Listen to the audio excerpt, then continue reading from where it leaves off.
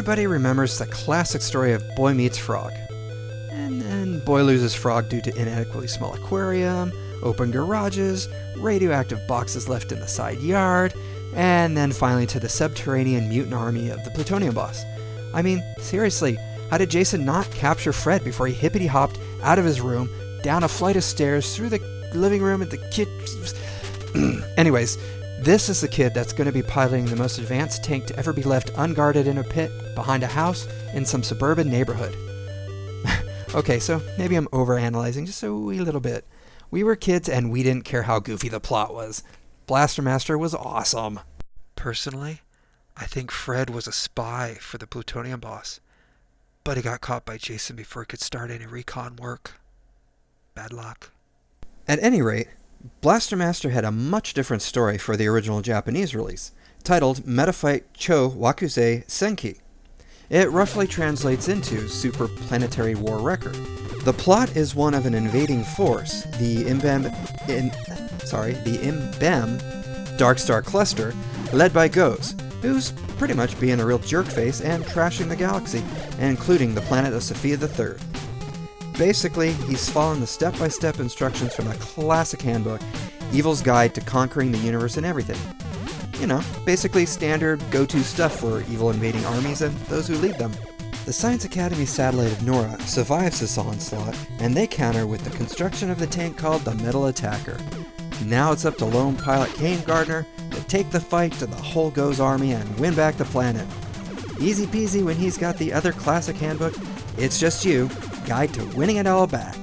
All this is told within the game's manual, which, sadly, not a single thing is graphically represented in-game.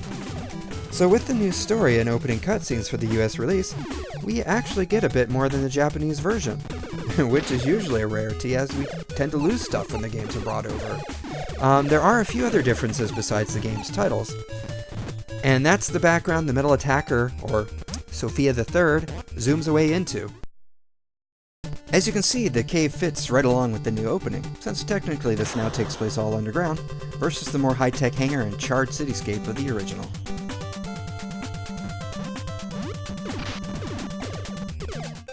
Now we come to a very interesting alteration in Area 4, just after you get the key.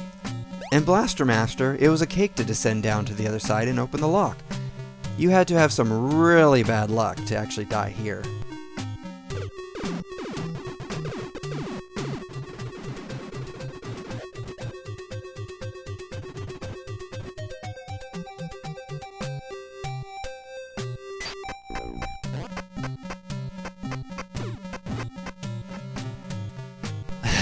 Not so in Metafight.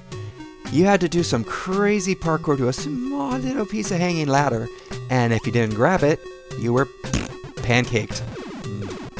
Pancakes.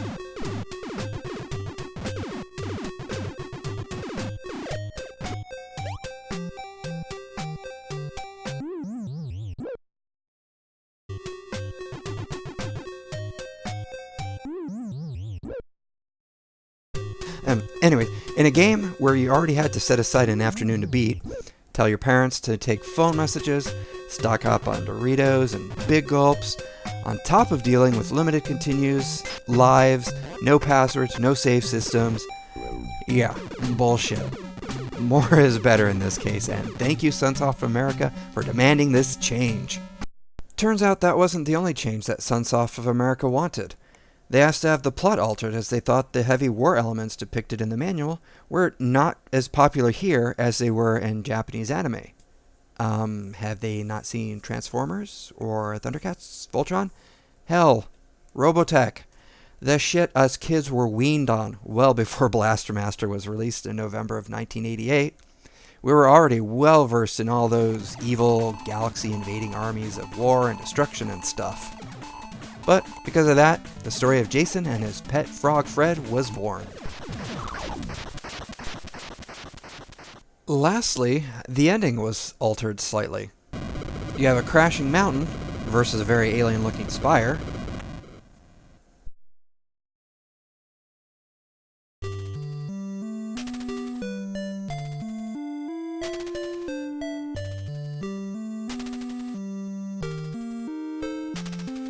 Then a victorious Jason and his rescued frog Fred versus Kane and his metal attacker.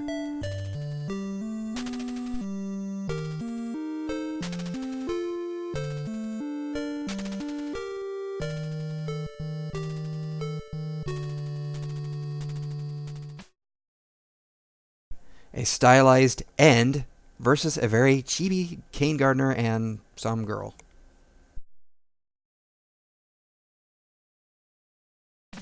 Since it's taken me a while to finish this, due to a small hiatus because of a new job with crappy hours, they've since released Blaster Master Zero on Steam. 'Tis a remake of the Nintendo version of the story with bits from the novelization they did for the Worlds of Power series of books, which oddly enough has become canon for the series since its publication in 1990, and some sprinklings of the original meta fight. Feels like a proper bonus to throw in a comparison of Zero to close out this video.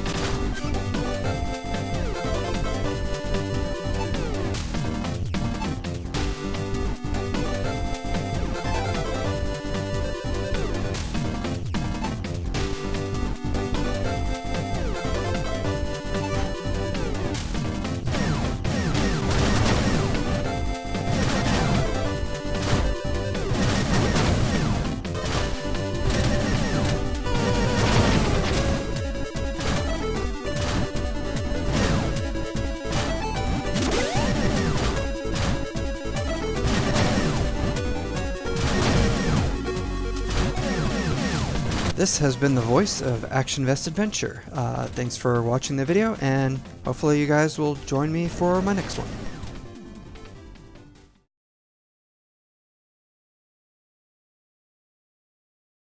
But because of that, the story of Jason and his pet Fred Fred, fuck. This is the kid that's going to be piloting the most advanced tank to ever be left unguarded in a pit behind a house in some subterranean neighborhood. Welcome to Blaster Master. Subterranean neighborhood? Suburban neighborhood. Duh. Now it's up to lone pilot Kane Gardner to take the fight to, not back. Well, I guess he could take the fight back to them. All this story is told within the game's manual, with, sadly, nothing